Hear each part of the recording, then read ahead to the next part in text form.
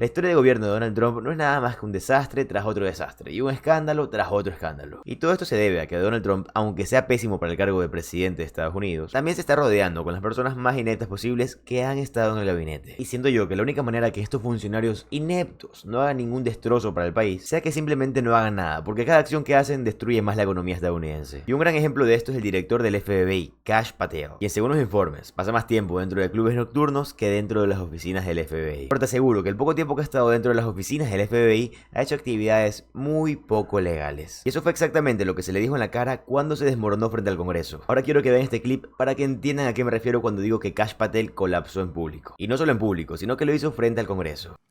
Thank you, Chairman Rogers, Ranking Member Meng, Chairman Cole, Ranking Member DeLauro.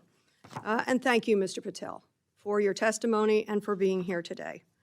I've been looking at the President's 120-word FBI budget request, the so-called skinny, I'll call it Ozempic request, that states that, quote, the undoing of the weaponization of the FBI is one of the administration's top priorities. The weaponization of the FBI is something that deeply concerns me. It should concern all of us. And yet, since taking office, President Trump has been on a revenge tour. He has targeted individuals, universities, law firms, with executive orders to cut them out or to make them come under his will. He has used ICE to disappear U.S. citizens without due process, and he's fully ignored a unanimous Supreme Court order, and then over the weekend wasn't sure if he was obligated to uphold the Constitution of the United States. In your book, your recent book, Government Gangsters, you include an appendix with a list of names that people have referred to as an enemies list. Now, I know you will claim it's just an appendix, not an enemies list. So let's focus on how the president sees it, on what the president calls it.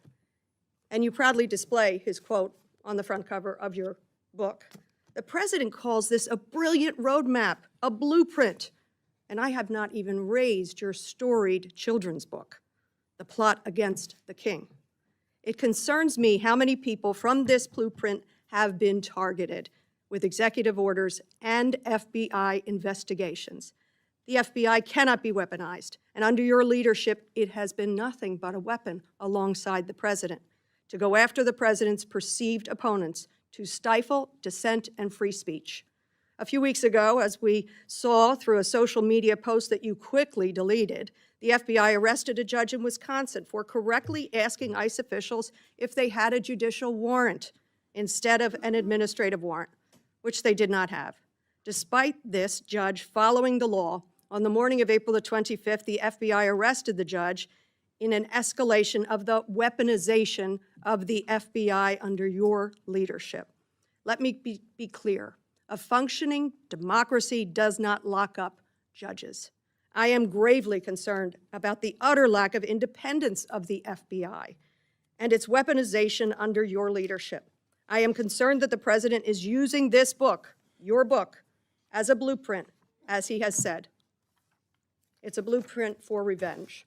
And I am concerned that your eagerness, a childlike giddiness to carry out the president's revenge tour, you've shown yourself to be unserious in your statements before you were sworn in and some after.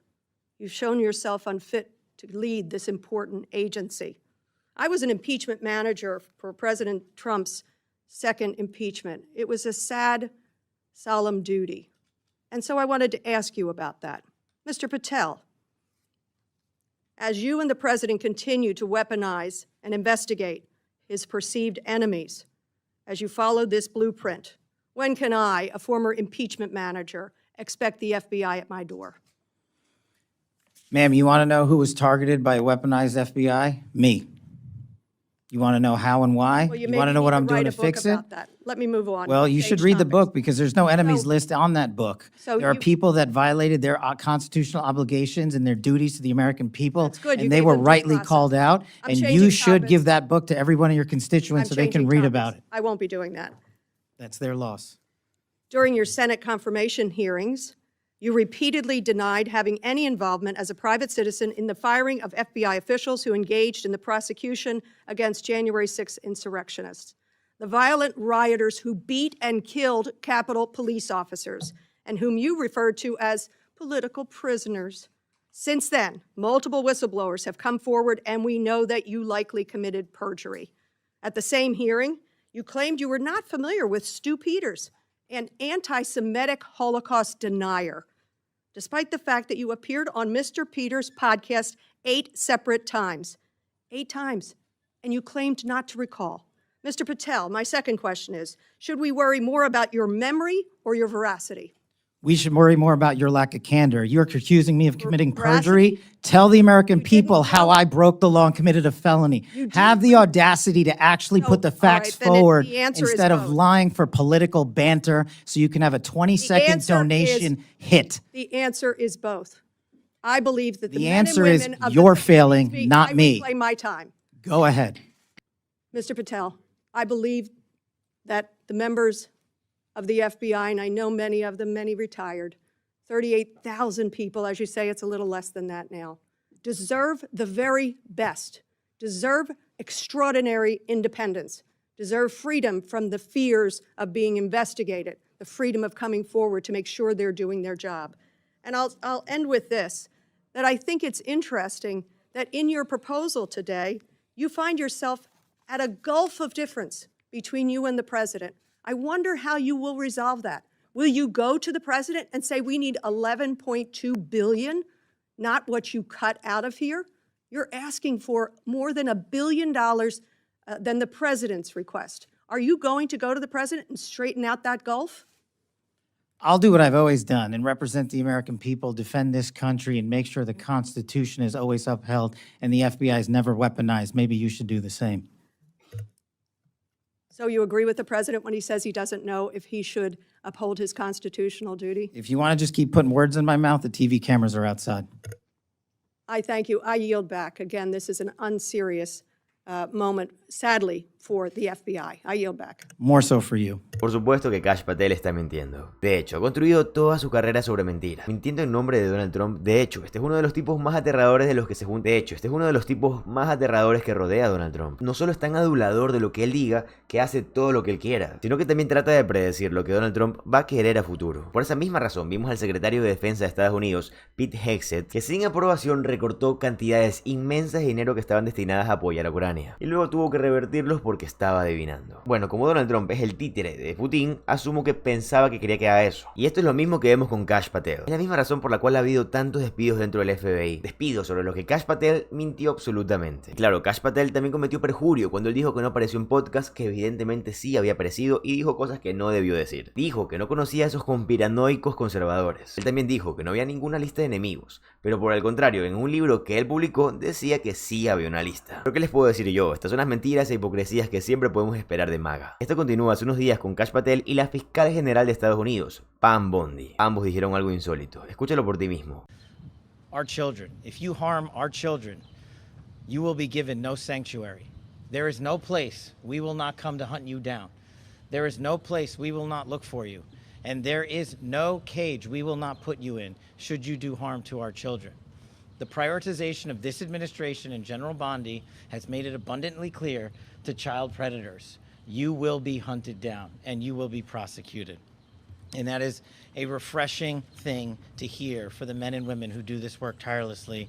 And it's also an acknowledgement of the safety that we look forward to bringing America. Van a proteger a los hijos de los ciudadanos estadounidenses. Literalmente están deportando a niños de 2 años con cáncer. Eso claramente no es un ejemplo de cómo van a proteger a los niños ciudadanos estadounidenses. Además, estas son las personas que hablan de la lista de Epstein. Que si no saben qué es esto, para ponerlos en contexto rápido, es una lista en la que tenían varias personas muy famosas y multimillonarios que asistían a fiestas en las que se cometían actos insólitos y muy perturbadores. Tanto así que si yo llego a pronunciar lo que hacían dentro de esas fiestas, pueden cerrarme todo. Estos mismos políticos también decían, vamos a ir tras los clientes de Epstein, uno de los mejores amigos de Donald Trump, por si acaso. La verdad llega un punto en el que ya cansa tener que escuchar a los republicanos decir Epstein por aquí, que la gente que estaba con Epstein era mala, cuando es pura hipocresía. Los republicanos apoyaban mucho a Epstein. Lo repito, Donald Trump era muy allegado con Epstein. El nombre de ese hombre no es una teoría de conspiración, era un hombre real que hacía actos insólitos y muy perturbadores. Y el hecho de que ellos hagan todo un espectáculo haciéndolo con esto no me parece nada divertido. La vida de muchas personas se perdió y las de las otras que sobrevivieron quedaron con traumas de por vida. Y todo por culpa de un ser extremadamente malvado. Y el hecho de que a estas personas les parezca gracioso me da un poco de asco. Y de hecho el senador Adam Schiff advirtió de esto hace mucho tiempo. Now, Kash Patel sat before the Senate Judiciary Committee and under oath insisted he knew of no plans to punish FBI employees involved in investigations related to Donald Trump. He positively levitated at the suggestion that such a thing could even be true. Then within days, top FBI agents were fired. Thousands of FBI employees, career professionals, were sent a detailed questionnaire demanding they disclose any involvement in investigations related to the January 6th insurrection. A warning accompanied this. Additional personnel actions could follow. And yet, Mr. Patel testified that, quote, there will be no politicization at the FBI. There'll be no retributive actions taken by any FBI should I be confirmed as FBI director. He sat in that committee room and told the Senate all FBI employees will be protected against political retribution. That was a Thursday. 3 weeks ago, the very next day, the purges began. Before the ink had dried on the transcript of that hearing, the retribution campaign had begun. In his written response to questions, Patel denies knowing about these actions in advance, denies knowing whether he discussed these dismissals with the White House, the DOJ, or the FBI.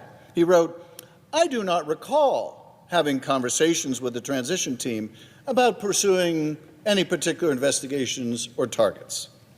I asked him in writing about these actions, and his answer was he doesn't remember. But in fact, whistleblowers have come forward to testify or to state that not only did Patel know about the upcoming purges, he was directing those dismissals.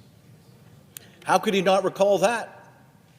It wasn't years ago or even months. It was days before. Days before his written answers to those questions, those written answers where he said he couldn't recall, he was directing these purges covertly as a private citizen. Kash Patel cometió perjurio otra vez. Está infringiendo la ley y lo está haciendo bajo las órdenes de Donald Trump, diciendo que todos los estadounidenses deberían de preocuparse y estar más atentos de lo que pasa dentro del FBI. Sin dudas, apenas me entere de más noticias las voy a traer al canal. Recuerden que aquí se sube contenido político estadounidense todos los días. Y si te gustó lo que viste, te agradecería que le des like al video y te suscribas al canal. Mi nombre es José Alvarado, soy economista y estoy comprometido a informarte diariamente. Nos vemos en el siguiente video. Adiós.